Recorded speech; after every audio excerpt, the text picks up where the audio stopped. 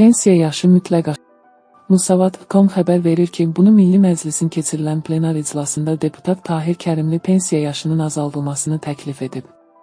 Deputat deyib ki, bir çox ölkədə pensiyaya çıxmaq üçün yaş həddi bizdən aşağıdır. Qadınlar 59, kişilər isə 62 yaşında pensiyaya çıxarılsın. Eyni zamanda 3 övladı olanlar 55, 5 övladı olanlar isə 50 yaşdan pensiyaya çıxsınlar.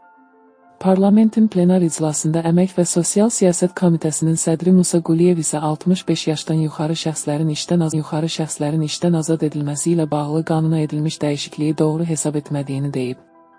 Deputatlar Türkiyədəki prezident seçkilərinə münasibət bildiriblər. Bu arada bir müddət əvvəl terrora məruz qalan Fazil Mustafa Milli Məclisin iclasına qatılıb. Deputat bildirib ki, bu cür hadisələr dövlət üçün çalışan insanları qorxutmaq gücündə deyil. Bu ünsürlərin zərərsizliyi Azərbaycan dövlətinə qarşı bu cür addımlar nəticə verməyəcək, deyə Fazil Mustafa vurğulayıb.